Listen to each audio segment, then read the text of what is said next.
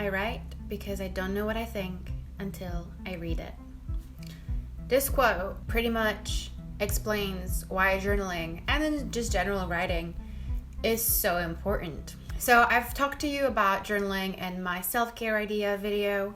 It is one of my grounding practices, and like I've mentioned 1,000 times before, it saved my life. It's honestly magical. I recommend it to everybody. But it doesn't mean that every single day I'm having breakthrough moments and every single day it saves my life. Sometimes it can get quite boring.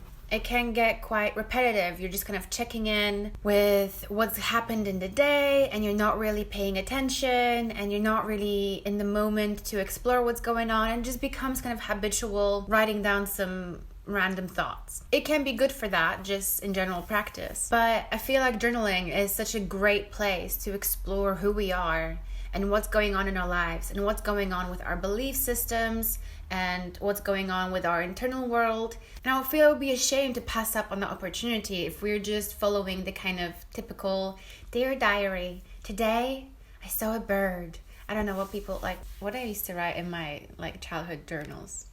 I had some weird things in there. I think one time I printed off a chat conversation I had with some random guy on the internet. I had many realizations in my adult life that I talked to people I should never have talked to when I was a kid on the internet. So before I get into the prompts that I use often to kind of explore what's going on and to take a bit of a deep dive if I'm feeling like it, there's a disclaimer I want to make, is that you need to take the time and all the care you need to make that happen. Do not rush it. Do not force it. Don't re-traumatize yourself just because somebody on the internet told you need that prompt, or you need to write this, or you need to do that. I made a mistake of going on a workshop that I wasn't fully aware of what it's going to be about, and it turned out to be like a journaling workshop, and I was like, oh, okay, that's cool, that's great. But one of the first questions was, what was a challenge you've overcome in the last year? How did you overcome it? And it turned out to be a very triggering question because my brain immediately went to the bigger challenge I had last year. And even when I tried to steer it into a different direction, it would just swing back to the original one I had in mind, just because it took such a major role in my life last year. But because I have such a difficult relationship with that challenge and I've not fully overcome it yet, it's a very triggering topic. But you only had 5 minutes for the exercise, so that's not really enough time to deal with all of the things that came up by just being asked that question and asked to consider it seriously. So that really threw me off for the entire day, and I was like, gee, people should be more careful with what they ask of you and how much time to give you to explore certain prompts. So don't make my mistake. Don't re-traumatize yourself. If you're not ready to approach a prompt, either leave it be, it's completely up to you, or instead explore, why is that prompt challenging for you? Is it the language? Is it the topic it brings up? Get curious about what is difficult about the prompt. You don't have to face the actual contents of the prompt head on if you're not ready for it. And that's the major disclaimer I want to make, is take all of the time you need and do what's comfortable. Obviously, picking prompts and questions that make you a little bit uncomfortable or put you a little bit outside of your comfort zone and make you consider things a bit more carefully or give you a different perspective is very helpful. I'm not saying that stay comfy forever, but some topics are just too big and some topics are just too heavy. So that's my major disclaimer. Do what you're comfortable with and take care of yourself, because it can be very challenging. Journaling, when not done right, but when you really dig deep and you really start considering yourself and exploring yourself, it can be something not everybody's ready for, and it's okay not to do that every single day either. There's only so much we can do in a day, and sometimes taking on a challenge of who we are and digging down into deeper issues or questions we have about ourselves is a full day journey. Sometimes it's okay to just leave it be, but it's also amazing to look at those prompts and say, hey, do I want to explore that today? I definitely did that when I signed up for the 30-day journaling challenge with Amber Ray. When I started, I was adamant, I'll do every single day and I'll do everything right and I won't skip a day and I'll try every single prompt. But then there were days when the prompt came and I was just not feeling it. I was like, one, it's too heavy for me to explore, or it's not really relevant to me, or I just didn't feel like exploring a prompt that day. And I was like, you know what? That's fine too, because I am the master of my life. I can do what I want, and not everything is always gonna resonate with us, and that's fine too. So, disclaimer done, but I do recommend exploring these prompts just because it's interesting to know yourself and to get to know yourself. So, okay, so lighting changed because I like natural light, because artificial lights make my brain go, what? So, bear with my lighting. This prompt I came across quite recently. But when I saw it, I was like, ooh, yes, perfect. Because in my last video, I mentioned how I'm often full of shit and I'll often avoid myself and being real with myself, or getting down deep into the things I don't want to be true, or things I'm not ready to admit yet. But I'm also often quite aware I'm full of shit. But again, facing that is a whole different question. So this prompt is amazing if you want to kind of bypass it. If I was being really honest with myself right now, ... So you can just take your journal and start off with that sentence and see where that takes you. Disclaimer I want to make to that is, do take care to see how you talk to yourself, what language you're using, because that prompt could very quickly and very easily turn into a bashing sesh on yourself. I could be like, if I was being really honest, I'm extremely disappointed with how past couple of days have passed and how I've been very unproductive and how I feel completely worthless because I've not produced something. Now, those are internalized mindsets and beliefs about my worthiness as relative to productivity and how the world sees me that aren't very healthy. And those are kind of internalized critic dialogues that are not very healthy. They're not very productive, they're not very constructive, they will not lead me anywhere but hating myself. That being said, it's also a great way to look at your accountability. And I can be disappointed with myself, but I can also look at why, I can look at the language I use, I can look at all those things and remember the language I use to speak to myself is very important and very crucial. And often the critic and bashing voice isn't going to take you anywhere, isn't going to do anything but make you feel crap. So do watch how you talk to yourself. Try to talk to yourself like you would talk to a friend, like a really good friend where you can be honest with them, but also you're not going to be an absolute dickhead to them. That kind of friend. Because it's very important. We often really are so much harsher on ourselves than we would be on our friends. Like when I was having a crap couple of days, I was like, how fucking dare you? You're so useless right now. But when my friends were like, I'm having such a difficult time. I just can't find the energy to move on or to do anything. I'd be like, don't feel bad. Don't put too much pressure on yourself. We're in a very hard, difficult time right now and it's okay. Like it's fine what you're feeling. And I was there. I was like, wait a second, I'm feeling so much empathy and compassion towards them that I'm not extending towards myself. Stop doing that. Give yourself some compassion. But if you don't want to be like, hey, I'm so full of shit, and you want to explore what you're actually thinking and how you're actually feeling, starting off with, if I'm being really honest right now, ... is a great place to start. And I found that prompt from Amy Young, which is an amazing coach, and I highly recommend everybody follow her because she's such a badass and I love her attitude and I just love her. She's amazing. Then I talked about that prompt in my previous video, which is from Amber Ray, and it's, hey, insert feeling here. I see you. You're welcome here. I'm listening. What are you here to tell me? And I found out so many amazing lessons through that. And it's not just about the difficult feelings like anger or sadness or anxiety or fear, but it can also be an amazing tool to explore your happy feelings or your more mellow feelings, like the calm, the happiness, excitement, All of those feelings, it's an amazing tool to get to know yourself and get to know what triggers those, see how you can even have more of that in your life, or it can give you a better tool to sit with those feelings as well. Because they're not here to make your life miserable. They're here to give you a message of some sorts. Like your anger is a message about what's going on in your life. Your sadness is a message. They're just here to help you out, to navigate what's going on. They're not here against you. They're here for you. So if you treat them more with that curiosity and questioning and wonder, you're going to have a much easier time navigating through them and have a lot more compassion towards yourself when you are going through them.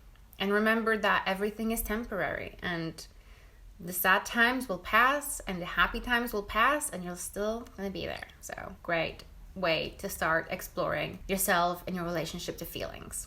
In a similar vein is asking your wisdom and asking guidance from yourself. You can just be like, hey, wisdom. Hey, my inner guidance. Hey, my inner child. Hey, my intuition. How are you doing? I'm tuning in. I'm listening. Is there anything you want to tell me? That as well, it was from Umber Ray, and it's been amazing to sometimes just like tune in and check out if there's anything that your inner self wants you to know that you've not been listening to. So there's that. Next is a prompt that re-traumatized me a little bit before, but it is still a great prompt to consider. What are the challenges you've overcome, and how did you overcome them? Another great way to look at this question is also to explore your relationship to the word challenge and overcome, because that's not our whole journey. Some things we can just easily overcome, some things you kind of survive, some things you kind of go through and come out the other side, and it's a whole thing that you can explore as well. Even though that question re-traumatized me slightly, you can start smaller and see what's a challenge I overcome this week, this past day, this past month, or in this particular theme in my life.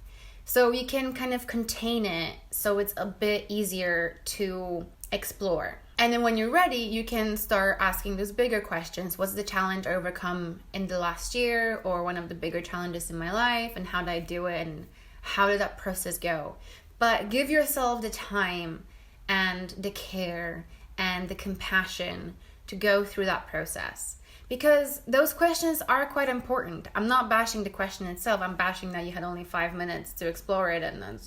But those questions are very important because you show yourself that you've been there, you've been through it, you've been through hard times, you've come out the other side, and that you can do it. That you've been through these things before. They've taken a different shape or form, but you've been through hard times before and you've managed somehow. And seeing if you can take lessons from how you managed. Was it because you went to therapy? Was it because you found something in yourself? Was it because you have a particular skill? Was it because you had an amazing friend, an amazing mentor? Anything. What was it that took you from that point A to B? And it's a great tool to explore that. So do ask those questions, but take good care of yourself when you do, because you've been through hard times before. And you will go through hard times again. And some will be shittier than others. But you've been through it. You can do it again. And even if you have a difficult relationship with that overcoming challenge, like I do, because sometimes I'm like, well, I just survived through it. What's the big whoop? But that's not always exactly true. There's things I've done. There's decisions I've made. There's boundaries I've set. There's care I took of myself to make things better. There's people I've talked to, there's people I shared with that made the whole process different. And it's very important to explore how you go through those challenges and how you go through those times in your life, because you can learn from it. And then you can remember, hey, I've done this. I've showed up for myself in some way. I can count on me. I have got my back. And that is such an important thing to know about yourself, that you've got your own back. Slightly better, still not great. So these are like the main questions that really help me explore those topics. But then there's also other tools I use. So I would often look at astrology accounts. I shift between believing in it and not believing in it and going with the flow a little bit. So I use it mostly for guidance for myself. Like I'll explore what's in my zodiac sign and be like, hey, does this resonate? Does it not? Is there some kind of lesson I can take and explore in my life? But another really amazing thing I like to do is on those astrology accounts, they will often give prompts and themes and questions during the new seasons, during the full moon, during the new moon. Also, I love the full moon. That's like the one thing the full moon is a magical time for me, and I'm gonna stand by that. So there will be questions around those times and events, or like now there's a Pluto retrograde, and that gives you questions to think about because it brings up the shadow parts of yourself to the surface to consider, which I kind of feel, but it's an amazing tool to really explore because it gives you new themes and questions to think about, because you're not always going to be on top of yourself and just be like, right, I need to explore this and that, because things shift, things change, some things come to mind, and sometimes we won't even think about our mindset towards, for example, money. But there are times during the cycles where that will come up, and then you have like, oh, okay, I could take the time right now to explore my relationship to money. I can take the time to explore my relationship to other people. I can take my time to explore the relationship to my mindset, the intentions I set for myself, the goals I set myself. Those accounts give you an idea of what's going on right now in the different energies and what's going on with the universe. And you can take it however you like, but you can also take it as inspiration to explore different themes in your life and use it as an exploration tool for who you are and what do you believe in, and is there anything you would like to reframe in your life? Is there something you would like to rewire in your brain? Is there something you'd like to change your mindset about, your beliefs about, and just explore that way? In the same vein, I follow a lot of therapist accounts, which put out amazing free content and amazing questions, amazing insights to, even if I don't actively journal about them, but just seeing them, it kind of reassures me or gives me something new to think about and maybe mull over time. So I highly recommend using those kind of tools and the world around you to explore those topics and explore what's going on and explore how you feel about all of this. The important part is to always measure those things against yourself. Check in with you, check in how it sits with yourself, what you feel like exploring, because this is your private space. You don't have to censor yourself. You can be as honest as you want to with yourself. And I highly recommend being honest, but kind and compassionate, because it's a beautiful journey. It can give you so many like aha moments, and you really get to know yourself. You get to know your voice. You get to know your patterns. You get to know what you think. And sometimes that will leak into your daily life, because there are moments when I'm just not feeling like journaling. I just don't have the energy. I just don't have the mental capacity to really dig into it. But the language around those times for me changes. I'll ask myself some questions just in my head to explore what's going on and find ways to soothe myself and be compassionate towards myself through those times. So it's honestly a great tool to start rewiring how you are with yourself and start creating that relationship, a friendship. The most important relationship you have with anybody is yourself. So take care of you, take care of your mind, take care of how you speak to yourself. And journaling is an amazing place to start, because even if you do start off with that negative talk and negative language, you can see it, you can recognize it, and then you can think about, hey, is there a different way I could say this message to myself but be more kind? The possibilities are endless. And it's like a long journey, so don't get discouraged that you don't have the time to explore everything right away, because it takes time, but it's worth it. So I hope I gave you some inspiration, and definitely I hope you'll be kind and loving to yourself while you do it. If you do, take me up on that advice, and I hope you have a lovely day, and I'll see you next one.